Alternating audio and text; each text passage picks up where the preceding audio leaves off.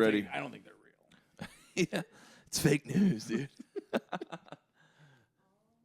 All right. All right, we're cooking. Kevin Metzger, Hi. thank you for being on the Oh my podcast God, today. thank you for having me. We're doing the damn thing. Why you bring that mic a little bit closer to your Just a little bit to your closer. grill? Like that? Just right in the fucking in that kisser. Yeah, get both cans on. I say we grab these drinks. Now I'm excited. Well, cheers, brother. Well, cheers. Cheers. Last time we drank out of Cheers, these martini cheers. glasses, we were spilling shit everywhere, dude. I'm so excited for this. Ooh. Wow. This is the El Camino Nocturne. El Camino Nocturne. So for all the listeners out there, we've got a first on the podcast today. Kevin was kind enough to whip up one of his own creations. Repeat the name one more time. It's the El Camino Nocturne. El Camino Nocturne. But I gotta ask, which I kick off every podcast with the same question. You might know it's coming. Why the El Camino Nocturne today? Why was this the choice to kick off the pod?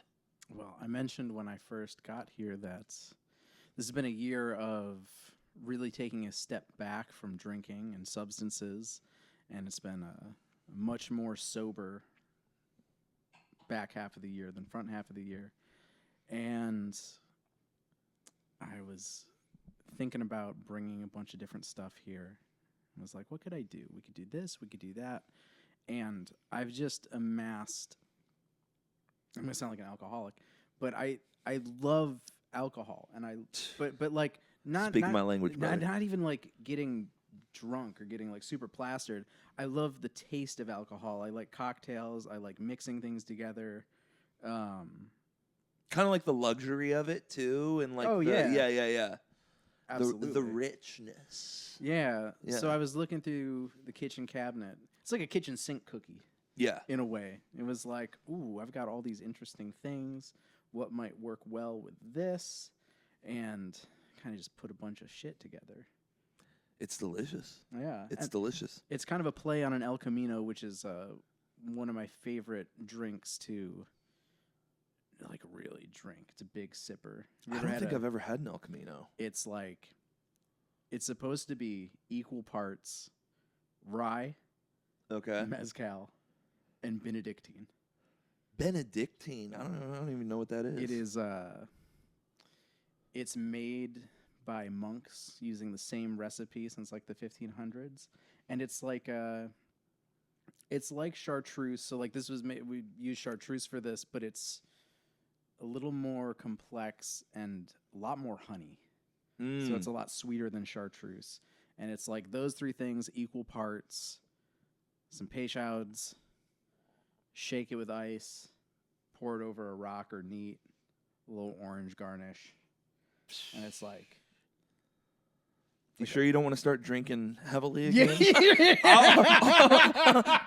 I'll hang out with you, dude. I was like, you can come over and make those drinks anytime, dude. I'm like, you're making me want to drink every night of the week, dude. Like the way you're talking about it, I'm like, I had to reach for the drink again. I'm like, oh my God, dude. This is really interesting, though. I'm trying to figure it out because there's a lot going on. Like if I didn't know what was in it, which I still kind of don't really know what's in it, I would never know. But it's sweet. It's got that. It's almost got like a. I don't want to say like a caramelly. Mm-hmm. You know what I'm talking about? Mm-hmm. Kind of a little bit of that. Yeah, that's the grenadine for sure. This is like the quietest it's been on a podcast because we're all just like, we don't need to talk.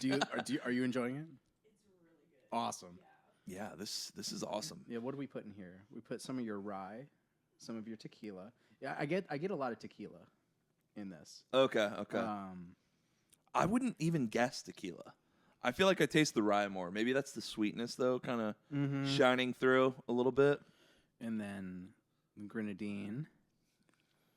And a little chartreuse. And oh yes, the kiva, the fortified wine that Oh, that was in this as well? yeah, brought back from New Mexico. Shout out to my family, the Needles in New Mexico. Hell yeah. Which was that trip was a little bit of inspiration for stopping drinking a little bit. How did you create this? Was it like a thought out thing, or was it kind of like a little bit of this, were you kind of whipping something up at home and then you're like, a little bit of this, maybe a little bit of this might work too? Or was it like, did it all come to you in one dream and you're like, I need to make that? I was thinking about this last night, and I looked in the cabinet, and I was like, I think this will work with this, and this will work with this. And then I went to my trusty assistant, ChatGPT.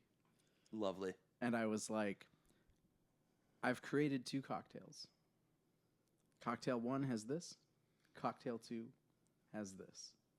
And I was like, I just want you to like give me a couple options for proportioning. Oh. And so it gave me some options for proportioning, and then as ChatGPT does, it was like, why are you doing this? Did it really ask you that? Yeah. It was like, why are you mixing these? Yeah. It was like, if you give me a little more information, I can give you a proper dosage, like measurement for like the occasion. And I was like, well, I'm going on this podcast, musical podcast with alcohol, chords and cocktails. And it was like, all right, here's how you're going to do it. Here are the measurements that'll work perfectly if you're stacking these drinks and then like maybe doing a shot here or there or like a nightcap after. Well, it dialed it in. I mean, I know you said you were kind of eyeballing some things. If this seems like too much or that seems like too much, you probably cut a little bit short or whatever it might be. But I mean, ultimately, this is a pretty damn good cocktail, man. It's nice. It's sweet. It's complex. It's a little liquor forward. But I'm curious, man, with the AI stuff. Mm-hmm. How do you feel about? So for the listeners that don't know, Kevin is a guitar player here in Austin, a fellow guitar player, Of course. Playing in multiple different groups. I think that's an accurate statement, right? You've got a few different groups you're playing with, maybe 2 or 3 main projects. We'll dig into. Yeah.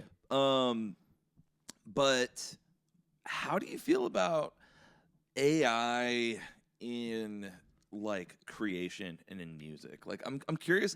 I'm wanting to just kind of hear everyone's thoughts on this, because like there's parts of it where I feel like it can speed up a long process, like maybe with like mastering or something like that. But I saw this thing with like this. Have you heard of Suno? Yeah. I saw that and I'm like, Yeah. Outside of just like having it spit something out for fun, like I don't see the real benefit from it. But I don't know. I'm curious to hear everyone, other people's thoughts. To talk about Suno for a sec, I haven't used it yet. I might. The thing I'm interested with Suno is not like I mean, one of their big selling points seems to be that you could just be like, here's my riff, and then it's like, here's the whole band, motherfucker, and like that could be cool for like quick content generation, which like, I mean, I don't have to is tell how the you. world's it's going. Like, right now, and it's like, what could be better than having more quick content generation, right? I'm not as much interested in that, just because, I mean, I'm interested in like an experimental standpoint, like how does this work? Like that really interests me. But I like being hands-on with things. Yeah. So it's like, yeah, I mean, like maybe the most I would get out of it in a real practical sense would be like, oh, like it creates a drum beat for me, and that's cool. Yeah. Because programming drums is quite tedious, and I don't really feel like programming drums unless it's for like a major thing. I completely agree. Yeah. It is, and it is very tedious. Yeah. Yeah. Yeah, I like to choose, like if it's like, oh, I'm playing guitar over this like vamp or loop or something, and that's like the idea of the content.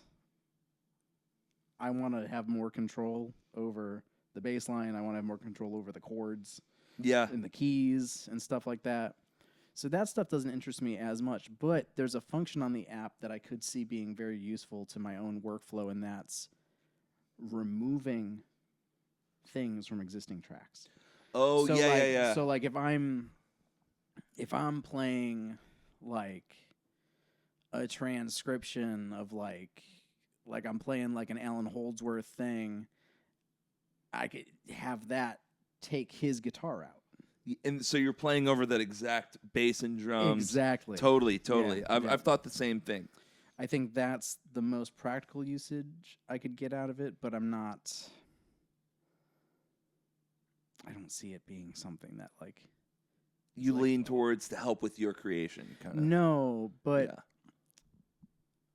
this is fun that this is like the first thing we're talking about, because we just dive into it over here, brother. I have a lot of strong opinions about AI. I think people are really worried about it. I mean, we know people are really worried about it. Mm-hmm. And I think there's reasons to be worried about it. But I think, on one hand, I spilled a little bit. Dude, these glasses are like impossible to not spill, so don't sweat it, brother. My precious juice. Don't. My precious. Hell yeah, dude.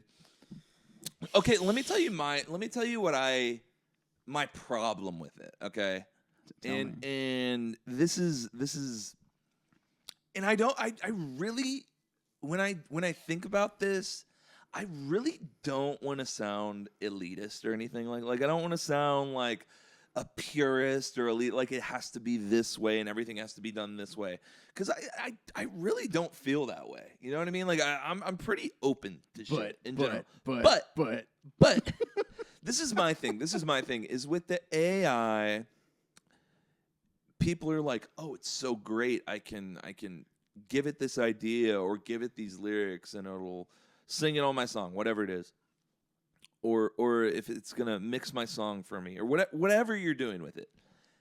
To me, once you remove that from your input into the production or the performance or the editing even, you're removing what could have been a skill that you are developing. 100%. That's my biggest problem with it. Is if you like, yeah, I think it's just that. It's like and I think the reason I feel that way is because the process of creating, I fucking love so much. Yeah.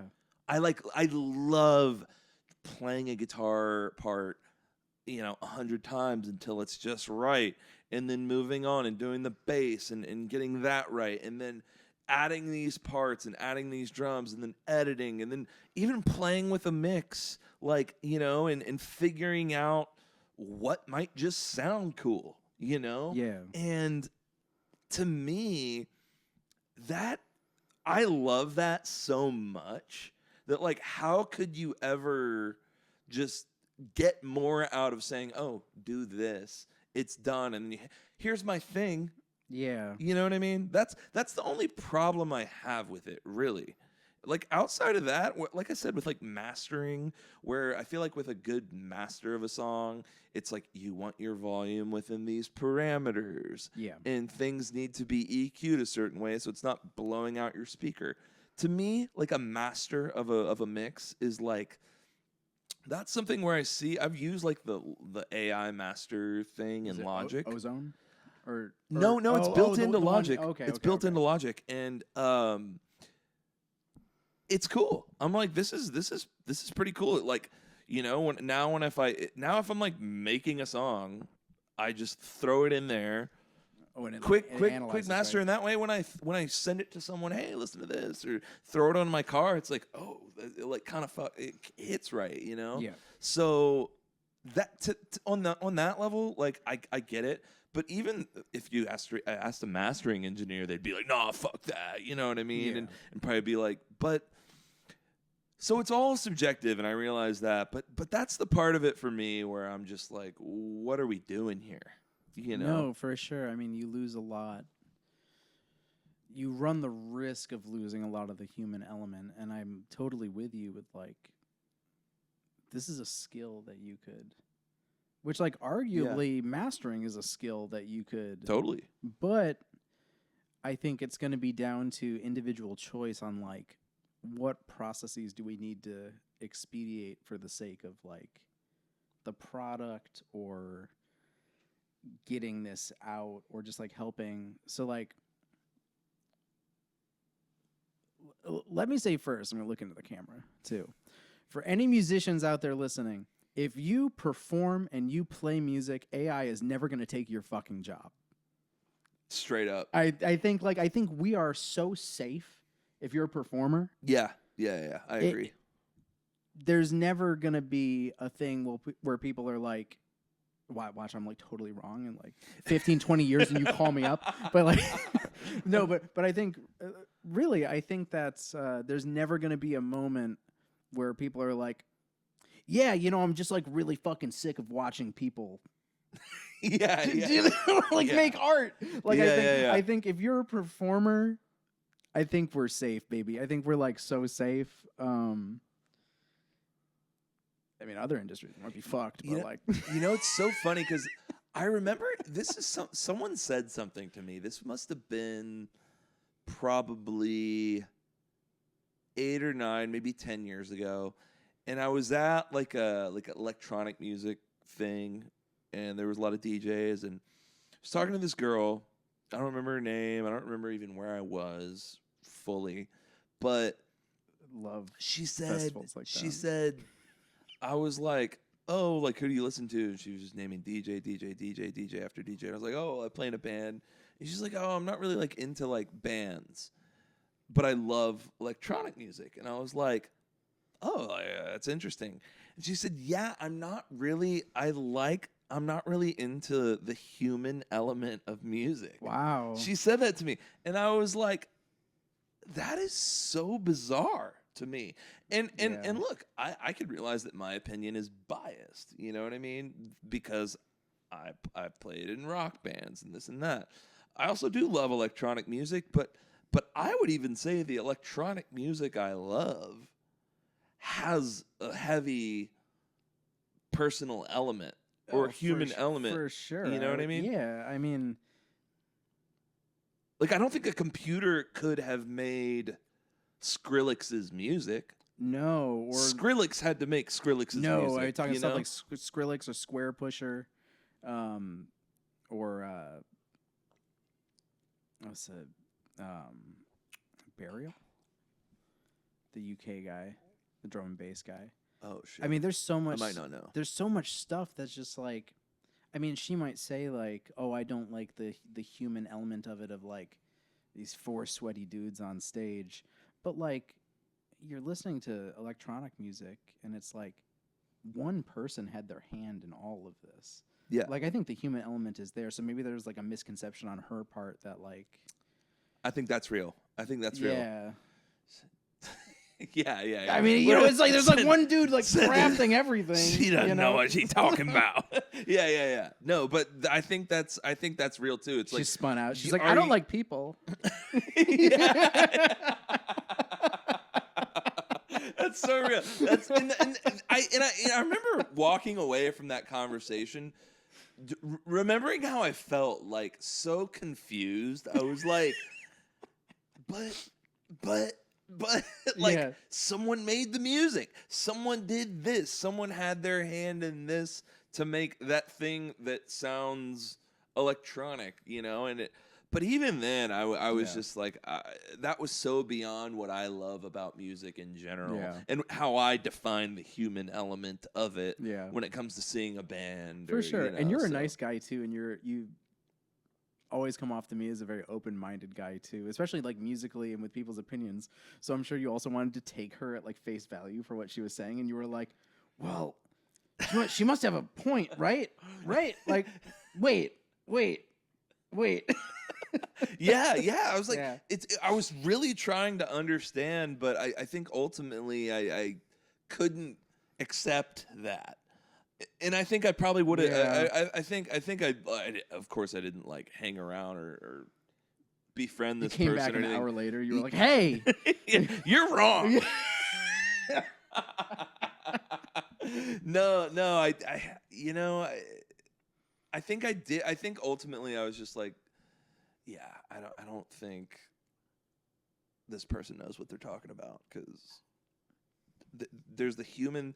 She probably doesn't even know it, but maybe it's the human aspect all along that is what she loves about the electronic music. yeah, You never know, like you never know, and I get how electronic music can appeal to some people because it is quote unquote perfect or quantized. Mhm. You know what I mean? And I Yeah. get that having that perfectly steady beat can be like that's gonna kind of get people. And also when you see it going. live and you feel the bass, Oh yeah, I mean, it hits you, you feel like absolutely. you're gonna shit yourself. Like, Yeah. It's like, no, that was the drugs. Okay, no. Oh man, have you been to Concourse over here? I have not been to Concourse. Oh, dude, we should go. I'd like to go. We should And go. Savannah would like to go. Let's go. Let's For go. sure. Dance our asses off one night. That would be really fun. That'd be fun. That'd be a good time. That'd be a good time. I don't know if they just did the Seismic Festival over here, which we literally hear the bass from our house. It's like shaking shit. It literally, dude, like seriously, it does. And but it was this past weekend, and they had a few big artists there. So, but I think they're getting a lot of big artists come through. We saw Dylan Francis there last, and we've seen Dead Mouse there. Ooh, how was that? I Yeah. used to listen to a lot of Dead Mouse in high school. It was awesome. It was awesome. Yeah, that was probably my favorite one we've been to at Concourse. You think so too? Yeah. Well, dude, let's get into what you're doing musically these days. I see the Atonal Duo a lot. I feel like that's what I see most of with the online content that you're doing. And then I was just perusing your Instagram the other day, and there's the other group. What's the other? It's The Bachian. Yeah. The Okay. Bachian Swing Consort. The Bachian Swing Consort. Both I would consider to be, and you could correct me. Completely unlistenable. Yeah. Dude, literally, I will say all over the fucking place. I will say all over the fucking place. And I mean that in an awesome way. Psychedelic, for sure. Yeah. Psychedelic-y, slightly mathy, but more jazzy. Yeah. I think that's probably good. And then the guitar duo guitar duo thing, more chill, no drums? No drums. No drums. Okay.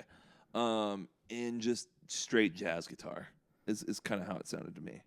It Am I is a little on the bit right of that. track? Yo, you're totally on the right track. Okay. Yeah. So yeah, when I said unlistenable, I was thinking of the Atonal Duo. Okay. We had it's like the best, maybe one of the best comments I think I've ever gotten on any piece of content ever. It was like, because I think I've been working with Jared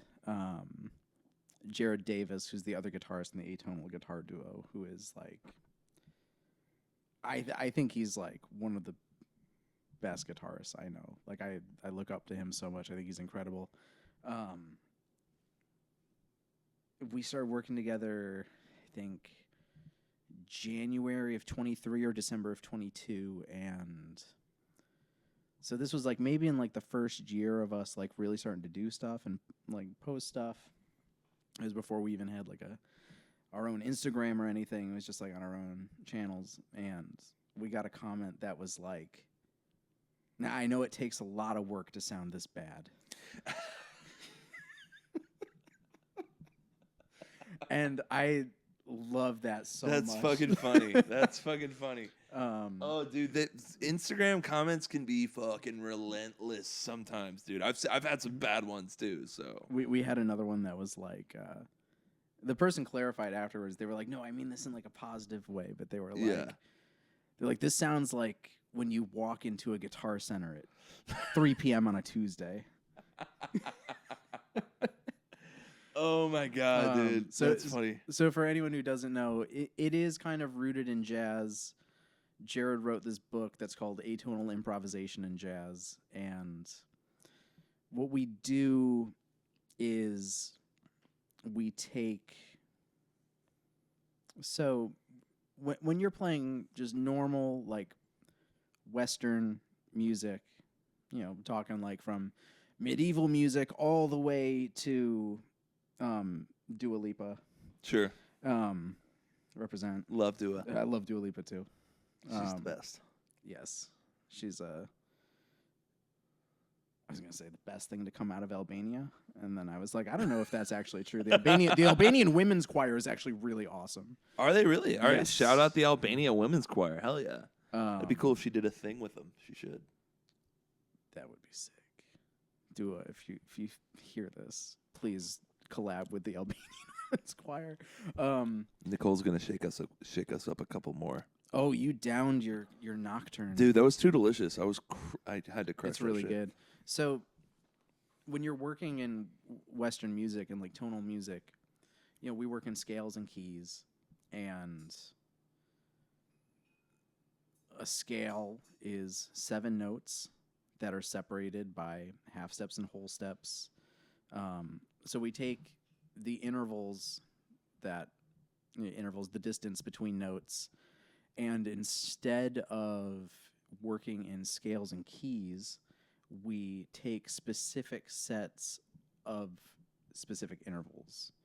So we'll do something that is like only half steps and minor thirds. And that's kind of how we compose and how we improvise. Only half steps and minor thirds is what you said. Okay. So say if you're in now, is that specific to like the soloing or also the chord progressions? Both. Both, okay. Yep. So we do some stuff that's like a mix of... We have some pieces that are just like straight composed all the way through. There's no improv. And then we have some that are like super improv heavy. And then we have some that are like a good mix of both. And then when we play gigs, we often like throw in elements of just like completely free improv. Yeah. Oh, you And got to keep it free. we alternate a little bit between keeping things really strict and being like, no, like this is the interval set that we're using. And then we also, you know, because we're like, it's kind of like a jazz guitar duo in a sense. We give ourselves leeway for like substitution and for just like kind of being a little loose with it, because I think that's in the spirit of the thing. Otherwise, like it's already so academic that it's like we don't want to be like too strict and too like up our own asses. Yeah, Like we want to be a little more loose and free with it, in the same way we would be. We've all met the jazz guy who's a little too fucking. You know? Yes. Yeah, you're like, oh god, yeah. Yeah, Savannah and I were just talking about this recently. How it's like, there's always a risk when I talk to people. Yeah. It's like she called it like the pundit square of like Kevin interactions with people. And it's like the best end is like, because like what I do is so niche, and it's oftentimes like a niche on a niche or a niche within a niche. And it's like the best way I can describe things to people, sometimes in the most broadest terms, is like, oh yeah, I play some classical music and I play some jazz. That's how I would have explained it. Yeah. And you know, it's like on the best end of the spectrum is like people who are like, oh, I get it and I'm into it. Yeah. And the worst end of the spectrum is people who are like, I don't get it and I'm not into it. Oh yeah. Like I don't know what that is. No. It's people who are like, I know what that is and I'm into it. And the worst end is I don't know what that is and I'm not into it. Yeah. Like I both don't know and I'm not into it at all. Now for clarity here, does atonal describe the intervals that you mentioned? Is that like is that a official like musical term for that? Atonal is just devoid of a tonal center. So like when you're like, oh, we're Okay. playing this song's in the key of C or this song's in the key of E flat. Okay. Like, that's your tonal center, your do, your home. Okay. So atonal means no home, essentially. No key center. It's all Interesting. It's all just pure intervals. And sometimes we're super strict. So like, for example, if we say, because there's really like 6 sets that we use. Jared like listed out everything, and then in his book he broke it all down into like, well, there's really just like 6. Yeah. Because if you have a minor second, that's also in inversion a major 7th. Or if you go above the octave, it's a minor 9th. So there's like a lot you can do with just like one interval. So certain, like if you just start listing out intervals, they become redundant when you then like reduce them back to their base. So it's like there's like 6, and I can count. That's interesting. So I guess what gets me, and I feel like what has always kind of gotten me with jazz is like in where I like lose it sometimes is where I'm just like, okay, where are we going? Where are we going now? You know what I mean?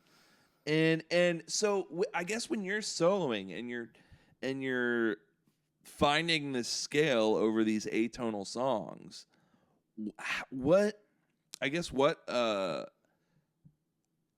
you following? You are following a specific scale, or no? No. Okay. It's like all interval chains on interval chains. So it's like the way we practice, and this is so beyond. This is like too. the hardest shit I play. Yeah. Like it's like when we haven't been practicing it for a while, like I have to like really dedicate my time to like getting back into the mindset. Yeah. So I always try to keep myself in it a little bit, because it is like it's a totally different language than anything else I've ever done. It's like we kind of like sit at this cross section of like experimental and avant-garde jazz, but also like sound installation. Yeah. Art, like ambient soundscapes. Yeah, in a way. And it's like we don't think about things in terms of scales. It's like we practice in a way that's like minor second, minor third, minor second, minor third, minor third, minor third, minor third, minor second. Okay. And if you're, I think that made sense to me. Yeah, and if you're really strict about it, you're just working within that set and those intervals. But we also use what's called the vector of the set, which is like, so you have a minor second and a minor third, but the distance between a minor second and a minor third is a major second. So then all of a sudden we've got like a shit ton more intervals that you like bring in. It opens up to. Interesting. Yeah. But so, and you fuck me, man. You bring up something really interesting about like as like a critique of jazz, where it's sometimes like, where are we going? And part of that might be that like a lot of jazz is like, sure, there's like a free element and there's improv, of course, but it is a lot of just like soloing over changes. Yeah. And it's like the changes in repetition and repetition and repetition and repetition. And if it's a band of like 6 dudes, or maybe nowadays it's like 4 dudes and 2 women. It's like maybe like 3 of those people are taking solos, or like everyone's taking a solo, but it's like still it's like we're playing the whole form, and then we're doing the form again, and then we're doing the form again, and then we're doing the form again. And when it's that sort of repetition and it's just like solos on top of solos on top of solos, like I think it can, and I love jazz, but it can feel repetitive, and it can feel like, where are we going? Yeah. And even when there's variation, and even when it goes out a little bit, there's still an adherence to form in a lot of ways, and that's how it's taught. Yeah. There's big adherence to form. Oh, what you got here for us, Nicole? Ooh. What you got? Is that tequila? Can I have a Waterloo as well?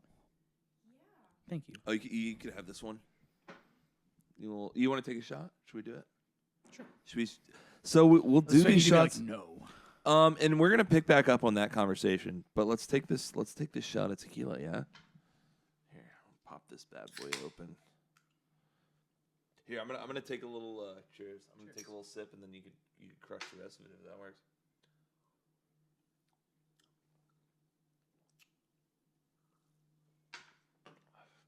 Oh yeah, we got a little Dolce Vita. Our sponsor. We got a little tequila sponsor. That's so sick. It's pretty great. Now, I wish I had a tequila sponsor. before we dig back into the jazz of it all, before we get very sexy, Yes. we've got drink number 2, which we've had different kinds of drinks as like a second drink on the podcast. I'm starting to slur my words already. No, but we've never had the guest have 2 cocktails ready to go. Am I the first person who just showed up with like a bag of liquor? Absolutely. 100%. Yes. What are we drinking here? Wow, this smells super funky, doesn't it? Does it? I haven't smelled it yet. Ooh, that is. Nicole said it was good. It's good. Yeah, cheers. Cheers, brother. Let's take a sip first. Ooh. Wow. Yeah. So this is the Surprisingly smooth. This is called the Spice Route Mirage.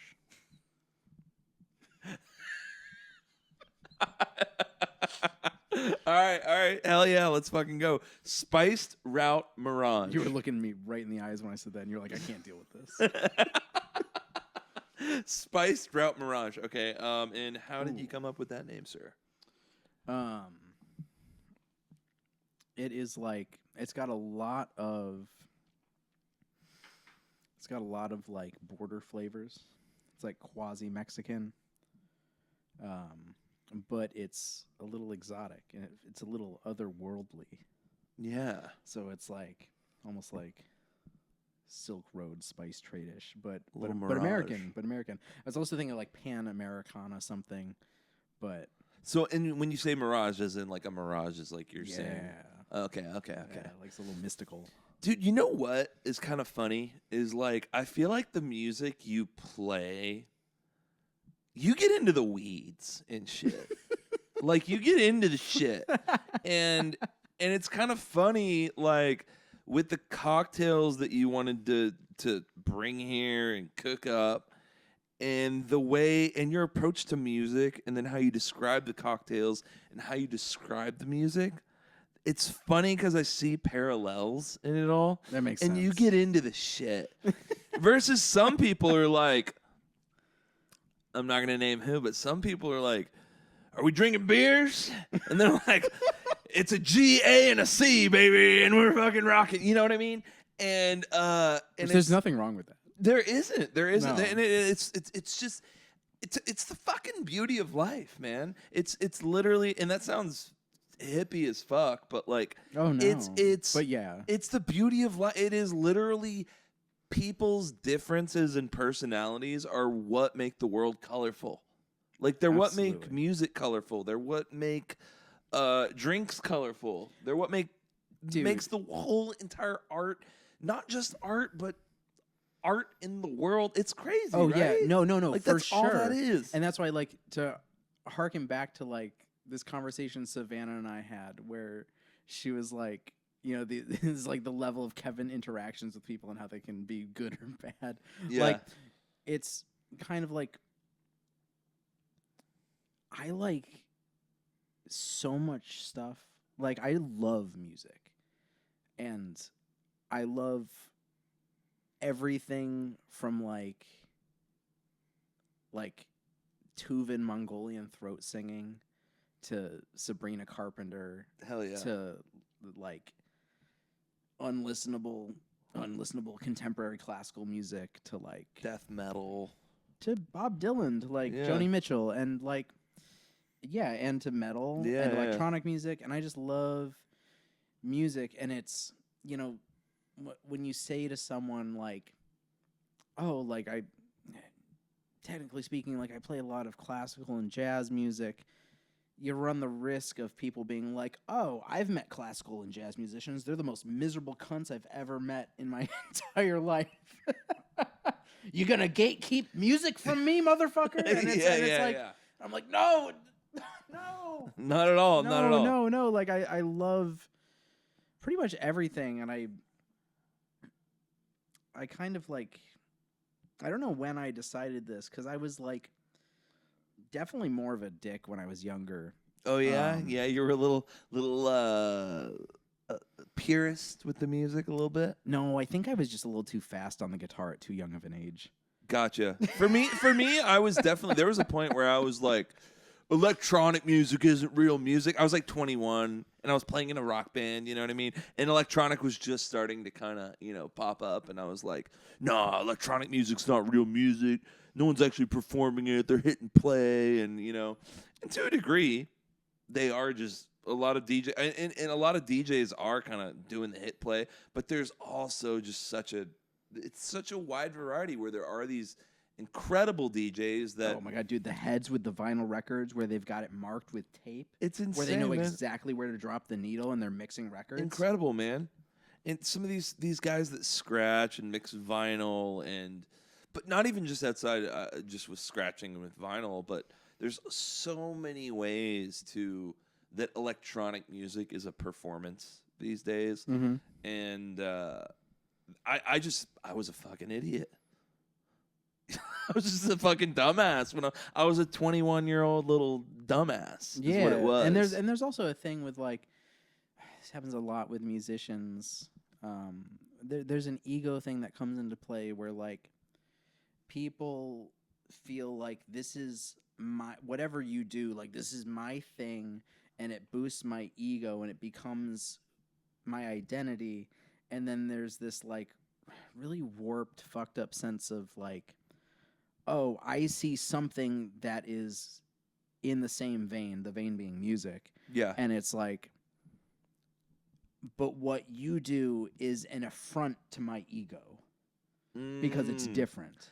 Or it somehow negates my identity, which is so flawed. Yeah, yeah, yeah. But like, I mean, I grew up in upstate New York, and I started gigging when I was like 14, and like I would occasionally run into dudes like in their 40s like that. Yeah. And projecting that like onto me like as a teenager. And it was just like, I'm just doing my thing. You're a 16-year-old and you're like, grow the fuck up, dude. Yeah. This is just like, and I think we all go through a little bit of that.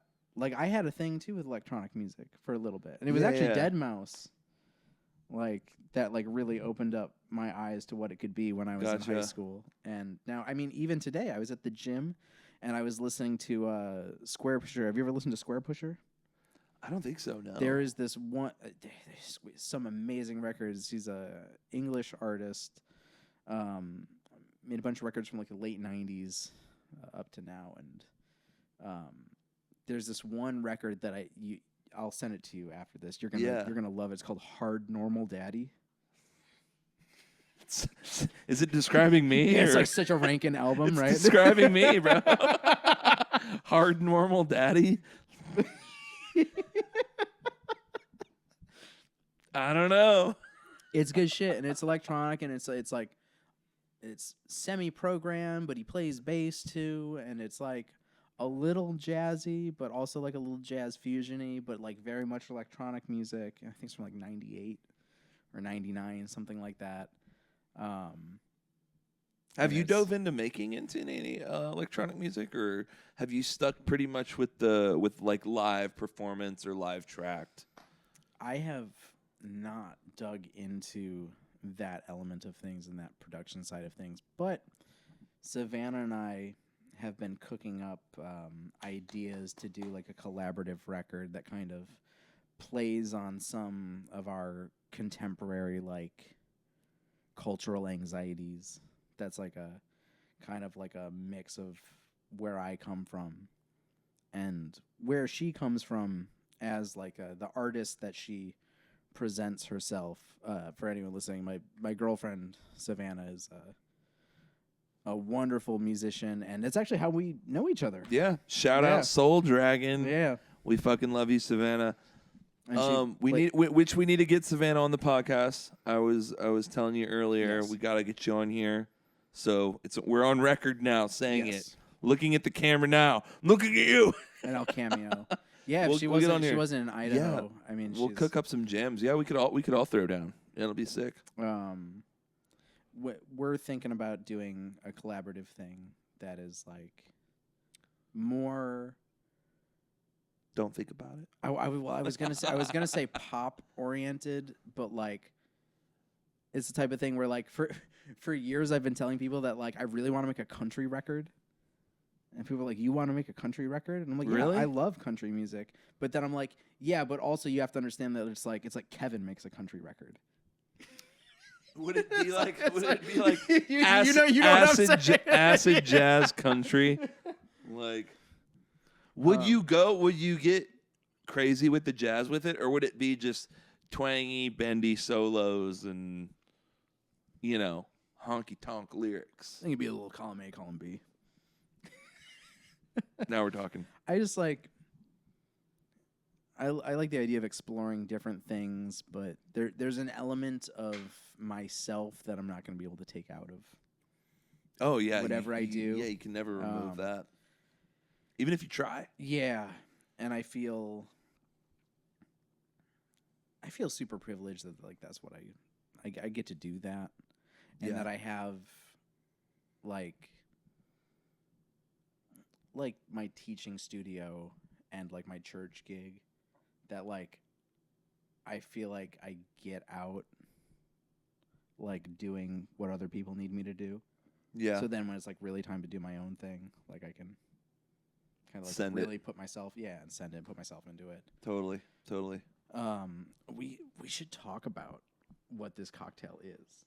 I'm go into it. It's delicious. The spice wrap. I'm getting kind of toasty too, so yeah. Take the load off me, brother. What's in this thing? It also like glistens a little bit in the light. Oh, it's got a great color. It's got a great color to it. It's like you're drinking pure gold, Mr. Bond. So this is the biggest element of this is my home infused honeydew tequila. That's right. When you gave me a whiff of that earlier, I'm not gonna lie, I was worried about the drink. I was like, "Oh fuck, what are we about to get into tonight?" But now, having got a couple sips in, I was like, "Oh shit." I was like, but no, it came together. It did come together, my sir. So it's this honeydew infused tequila that has been sitting in the cabinet for. I heard that. Yeah, what was that? Did you hear that? Oh, okay, all right. Excuse me.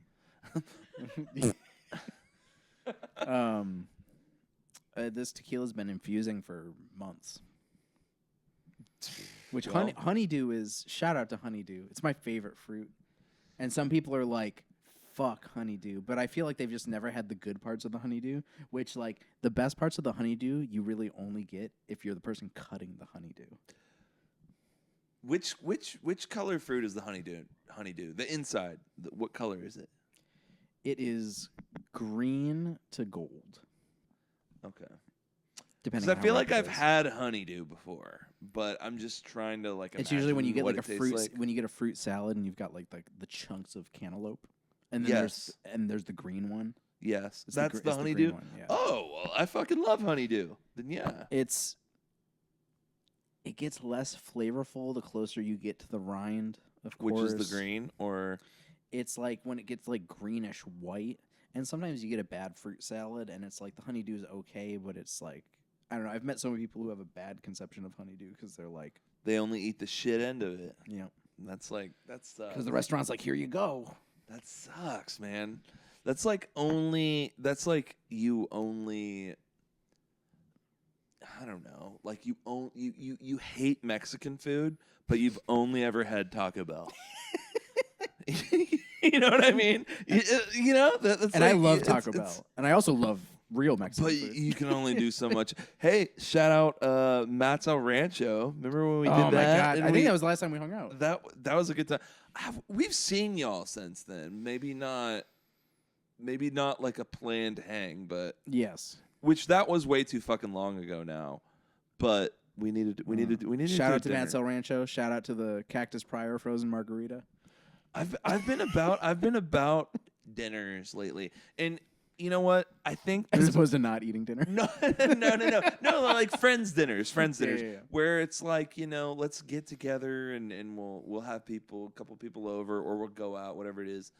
But putting it on the calendar, looking forward to it. Oh no, we can't do that tonight. We're going to dinner with our friends, and it's nice, but also sometimes, like, I'll be like in the studio cooking some shit up, and then it's like, oh no, but we have dinner plans with so and so, and I'm like,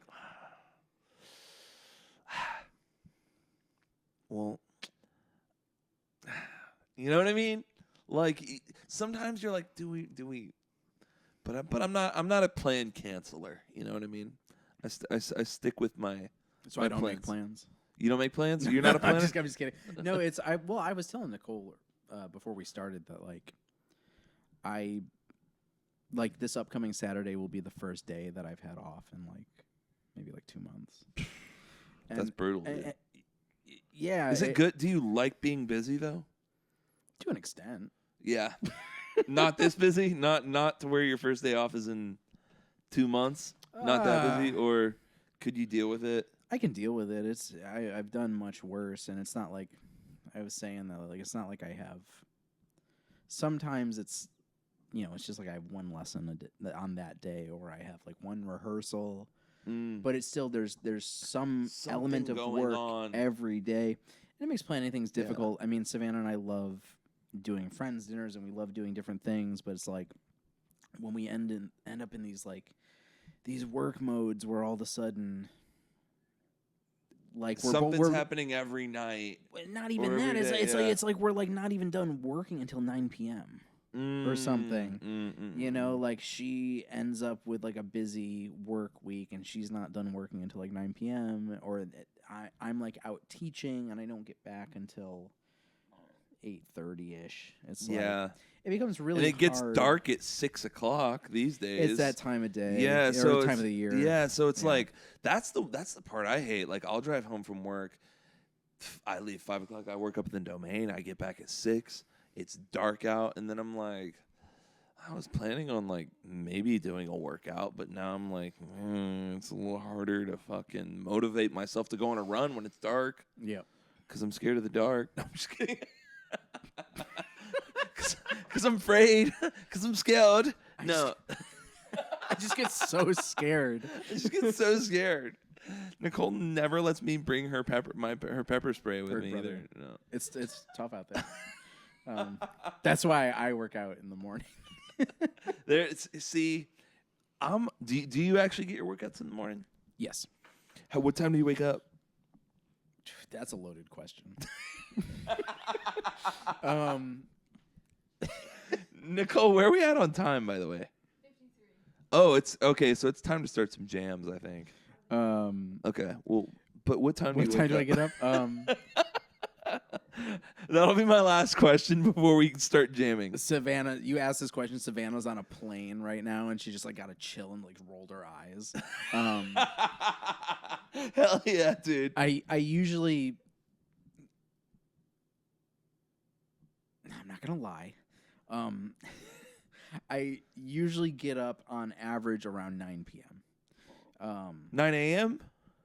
Did I say 9 p.m.? Jesus Christ. 9 a.m.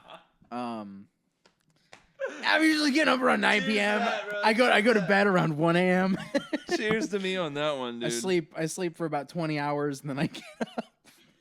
I'm up for 4 hours, then I sleep for another 20. Hell yeah, dude. No, I'm usually getting up around 9 a.m. on average. Sometimes it's a little earlier, sometimes it's a little later. Well, I do Bikram hot yoga. Oh, get it, boy. Like, I'm back in a groove where I've been doing it for the past 2.5, getting closer to 3 years, and I go 2 to 3 times a week. Like when I'm in town. Excuse me. And It happens here. well, that was funny because it was like I breathed in and it like came up. Oh, and you just smelled it. I heard it in the You head. s- I heard it in the headphones. I heard it come up. Yeah.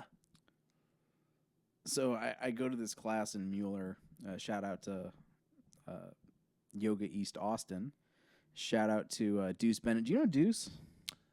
Deuce Bigelow, male gigolo. Deuce Bennett, male. That's gigolo. almost kind of close. Yeah, it is. No, Deuce Bennett, still male gigolo. You would no. you would get along with Deuce. He's Cool. like, he's an amazing guitarist and high tenor. Hits those high notes. Okay, hell But yeah. he's like a classic rock guy. Like he'll he's like Steve Lukather from Toto Okay. and the singer. Oh shit. Okay. He's just a he's Not just Jeff a fu- Porcaro, but the He's other a Porcaro full brother. package. Yeah. And I met him at a jam years ago, and he was like, "You do yoga?" And I was like, "Yeah." And he was like, "Oh, well, you should come to this studio. I'm teaching this rocket class." Okay. And I did that, and then I went to this class, and then someone else who worked at the studio was like, "Well, like the big thing we do is like the 90-minute like Bikram class." Oh shit. And I was like, "Well, I'm insane." Yeah. and You're like, it's- let's it's- fucking do it. It's like 108, 110 degrees, Ooh. and it's God it's damn, the bro. same every class. Do you like that about it? The heat or the consistency? The consistency. I love it. You like the consistency Because it forces you you get really in touch with your body because it's the same class every single time. So you really get a feel for where you're at. Like I'm going to go tomorrow morning. What time are you going? It's at 10 a.m. 10 a.m. So like if I'm going, I have to be out of the door at 9:30. If I'm going to make it on I'm time. like, fuck, I think I have a work call at that time, but If you ever otherwise, want to that's go, about I get like one free guest pass a month. Okay. Yeah, let's talk about it because I think I could probably figure out a time where It'll we fuck can you up. Yeah. No, I'm down to get fucked up. She's dreaming. Mel is dreaming. What a Turn the- cutie. I'll tell you, I've been going to these hot yoga classes for almost 3 years and brought guests with me. I think there's only one person who's ever come to a second class after coming with me to a first class, That's fair. and they haven't come to a third. Well, and It's super look, hey, intense. I'll probably go, but I wouldn't going in. I wouldn't expect me for a second class. Just No, if I yeah, went yeah, with yeah. you, It's a special expect thing. one. Expect yeah, one, yeah, and yeah. one. I'm a one and done kind of guy. I look at Nicole. No, Kevin, my man. Cheers again, bro. It's been a Yep. fucking pleasure. Oh, I so think let's you wrap. don't know what else is in here. Well, you gonna tell me or not? It's the honeydew infused tequila. It's ancho chili liqueur. Are you sure you want to leak the rest of the? You can make this at home if you get the Okay. very weird specific ingredients and make your own honeydew vodka. I'm gonna start selling it on Shopify. Sell the recipe, brother. No, sell the honeydew. Oh well, that works The too. honeydew tequila. Ancho chili liqueur, Kumel caraway seed liquor, and then Aztec chocolate bitters, and chicory pecan bitters. I think that was the chicory pecan is what put a little hair on my chest. Man, I'm from upstate New York, and I've never had more pecan in my life than when I moved to Texas. Oh, dude, we love our pecans, our pecans. Down here. Pecans? That's how everyone says it in New York. They say pecans. Pecans. I think we say pecans mostly down here. But I think that's how you're supposed to say I don't know if there's a proper I think it's pecan. pecan. I don't know. I mean, that's how I've heard it my whole life. You think Native Americans were saying pecan? Probably not. Probably not. But were they the ones that discovered it? I mean, it grows naturally. Here. Mhm. Anywhere else or no? That's a good question. I don't actually know. Let's research that one. Nicole, can you? Hey Jamie, can you pull that one up? I understood that reference. People have watched the Joe Rogan Experience. I think the fucking Ranky Dank Experience is a little cooler, but what can you fucking do? What can you do? I don't know. Get drunk about it. Well, hey, let's. What do you say? You think we do some jams? Yeah. Let's fucking jam. All right. Hey, thanks again, brother, for being on. We'll set up for some music. Thank you for having me. We'll kick some shit off. See what happens. I also appreciate you making the connection between like my improvising and the improvisational nature. Oh, dude, yeah. Yeah.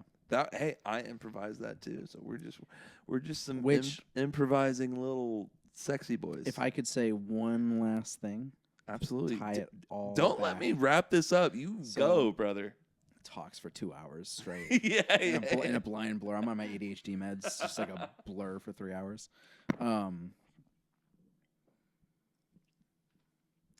So I just released this album and film, the Bachian Swing Consort, where like in a organ trio context we play Bach, but we improvise and take solos within the Bach, and then we work with some singers. Shout out to Dr. Paige Stevens and Dr. Rebecca Smeltzer-Staley. And we also pair the Bach with stretches of free improv. And wouldn't you know, the very end of the album is an encore. We do a free improv that is prompted by ChatGPT. Wait, hold on. Wait, what? So I thought we were against using AI in music. No, I'm just kidding. Oh, see. I'm kidding. This sounds a little different. I play this game with, and now I do it with students a little bit, but it was developed by, shout out to R. Aaron Walters, who is my longtime collaborator and close friend. Excuse me. And he is also a lover of cocktails, and I thought I was gonna burp again. He devised this game that uses ChatGPT, and it's an improv game for musical improv, and we've done some variations, and now this album recording we did last month was like mostly based around improv games. But the most basic one is that it gives you a descriptor and a noun. And it's like you've got 2 decks of cards. 2 decks. One of descriptors and one of nouns. And it gives you a descriptor and a noun, and then as soon as you hear it, we start improvising.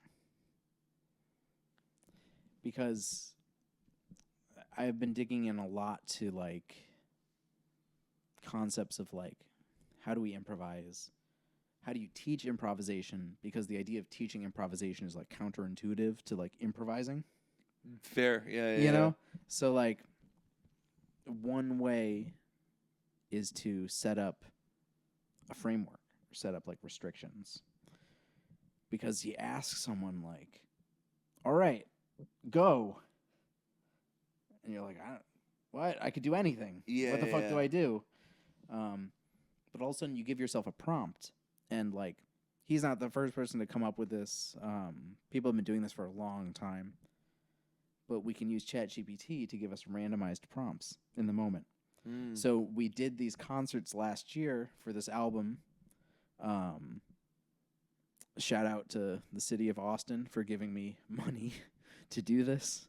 And we played a bunch of Bach, and we improvised. And then at the end of it all, we go into ChatGPT and we're like, give us an adjective and a noun. And then we improvise. And you're improvising just words, like random words. Yeah, so like the one that made it to the album was an encore from the first night, and the track is called Ethereal Circuitry.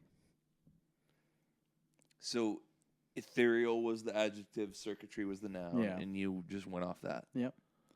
And Fuck, in okay. rehearsal, we had one in rehearsal that was one was Spontaneous Aurora, and the other one was Brooding Clock. Brooding clock. God damn, ChatGPT. So it's like, Hit us with these titles. so it's like, what does God. that mean to you? Like it's like immediately it gives you a framework to then start making sound. So like we recorded this album last month, and we had a couple that were like Hollow Garden or Breathing Stone. And then we do some other ones where it's like 3 adjectives. We're like, give us a world, a new world, and 3 adjectives. And we get things that are like angular, molten, and serrated.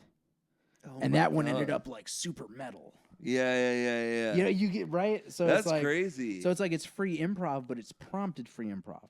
So you have a framework, and it's like, it's been shown that Giving a little direction can help. absolutely you can be way more creative when you have a framework to bump up against.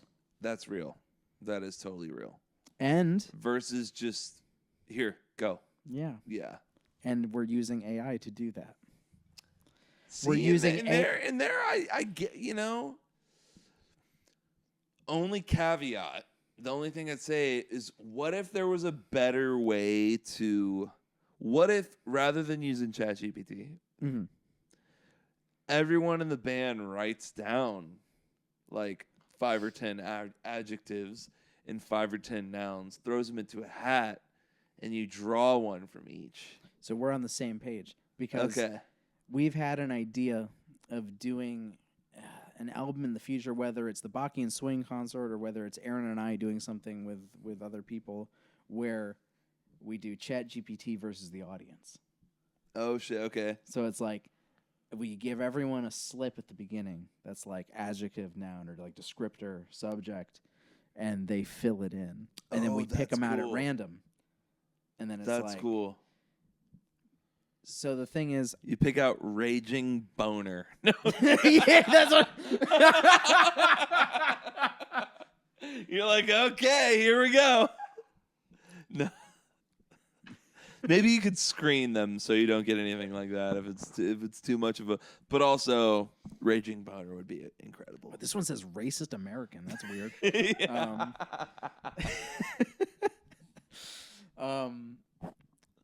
Yeah, there's a little curation that happens. But the thing that I wouldn't want to have a hand in is we benefit from not having a say. You know, the creativity and the music making comes from Yeah. us, but there's a specialness to, like, I didn't know what this was before Aaron read it off the iPad. Yeah. He didn't know what it was until it was queued up. Yeah. Like, the yeah. ensemble didn't know. Definitely. So it's like we're all in this together. Oh, totally. And the audience is also in on it with us. And it's like, instead of just being like, oh, this is like some free bullshit, what can I grab onto aside from these dudes listening to each other or not listening to each other? Yeah. Instead, it's like it grounds everyone, and it's like, oh, like we have imagery that we're working with, and you're in on it with us. Oh, yeah, which it makes it more fun for not only everyone in the band, but everyone in the audience, too. I do like the idea, rather than the band writing it down, having audience members write something down. That's exponentially better. I like the idea of, like, pairing them. Like, one's ChatGPT Ooh. or AI, and one is, and then it's an audience pull. Yeah. And because then you might end up with some things where it's like, and if you're just looking at a track list, you're like, you don't know. Yeah. And it's like, oh, this one was super hot. Well, that was an audience member. It's funny because, like, I've talked a lot about like improvising, like during my sets too, and Oh yeah, that's the thing I love about your sets is the looping and the improvising. yeah, like it's crazy because sometimes really I feel like what I've kind of dialed it into of what makes it good or not is straight up the crowd interaction and in the audience interaction. So it's like if if the crowd yells something out and I make a song off that versus if I'm up there just doing songs that I've kind of have in the back pocket that I can loop, you know what I mean? If I have some people in the crowd, whether they're yelling stuff out at me to loop or if I'm just like going off of them and being like, what do y'all want this Raging sound? raging boner. Yeah, do you like this snare or this clap? Which one do you want me to use? I'll pick one. I'll go 1 or 2, and then they'll like, oh, use 2, 2, 2, or 1, 1, 1, and I'll go off that. And then at that point, you're feeding off people, and you're like, okay, Yeah. Now I've got them invested. Now I've got them. I'm gonna pull on this, and and yeah, at that point, I don't think it matters too much about. The subject matter is almost like behind, not even the point. It's, and that's when I know I'm feeling the alcohol. It's at that point, it's like, it's strictly just like, okay, who's invested? Yeah, absolutely. So that's my whole thing with improvising. Of course, when it's improvising a whole song versus improvising a solo or improvising, there's the word improvise can mean a lot to a lot of people. You know what I mean? Absolutely. So That's like my whole world. Is like, yeah. That's where I come from. Like, I don't know if you know this, but I was raised by Deadheads. Oh, were you? Yeah. Oh, then yeah, you were born on the Jerry. Yeah. That's why, like, you get this thing. It's like, oh, this guy's he's a classical musician with 2 degrees in classical music. And then I'm like, well, I was raised by Deadheads. That's funny. Now I get the psychedelic, where the psychedelic comes from. Hell yeah. I never stood a chance. Yeah, I mean, but what is there not to like about the fucking Dead, though? You make a good point. I can't argue with that. Can't argue with what is there not to like? What is there not to like? I mean, but there is something special about free improv, and when you're in front of people, the immediacy, and it's like what's happening, and this is why a lot of people who, over, the hundreds of years, because people have been improvising since they started making music. Yeah, it's like one of the most innately human things about making music. We were improvising before we were ever writing shit down. Oh yeah. There's a lot of people who, for hundreds of years now, have felt that, and this is why there's like a really huge lack of information or methodologies about how to improvise, because people felt like once you record it or once you write about it or talk about it, it defeats the purpose of the thing. Because there's such an immediacy. It's like we create this thing that exists right now. Yeah. And it's like, and I know this going into it too, that like once you record improv and if you put it out there, and I know this from like going to shows, going to Dead shows, going to Fish shows, going to like jazz shows, you can experience improv with people in the room, and we're all experiencing something new for the first time, and it exists as it is in that room. And then it's different when you take it out of that room. Like, even if you listen back to a recording, you can remember how you felt making the music or being there with it or experiencing it, seeing someone else do it. And it can still be good when you listen back, but it's still different than the moment when you were there with the actual sound itself, when it was being created. So some people are like, don't even fucking record that shit. It's crazy, man. I mean, to me, it always comes back to, and this stuck with me from a jazz in college. I took a jazz history class. Fuck yeah! And they said, what's interesting when you hear recordings from these times, when you go back and listen to these recordings, and that was our homework. Go back and listen to these recordings. What great homework. Shout out to I know. music classes in college that are like, your homework is to listen to music. Go listen to Duke Ellington. I'm like, all right. And I went to music school, and you sometimes run into people, and they're like, they couldn't be bothered to listen to the music. And it's like, motherfucker, your homework is to listen to music. Yeah. We could be doing math right now. And you're like, oh, I couldn't listen to this. It's like, dude, yeah, come on. Come on now. Sorry, but you were saying. No, but basically they said music is a moment in time. This recording was a moment in time. And that always stuck with me. And like, just because every performance, whether it's a Dua Lipa vocal where it's super mixed and treated and all of this stuff, she sang that one part in the studio. It might have been copied and pasted on a chorus or whatever. Yeah. But that one take was a moment in time. And then there's other pieces of music where maybe or you're watching a live Led Zeppelin concert, and that hits you different than something you heard on the radio. It's because you're watching some shit that happened right there. Jimmy Page was only that drunk at that time. Just aged out. But you're right, though. And that's why, to bring it all home before we jam, that's why AI will never take your fucking job if you perform. Boom. Mic drop. Sorry about you translators out there. I'm not going to drop the mic. Although this is a SM57, so I could probably handle it. But we're not going to drop mics. But my man, we got more podcasts to do. We got other people on the calendar, all right? We're coming for you. Episode 17. Thank you for having me. My man. This has been wonderful. It's a good time. Absolutely. We'll have one more drink. Yes. All right, hell yeah.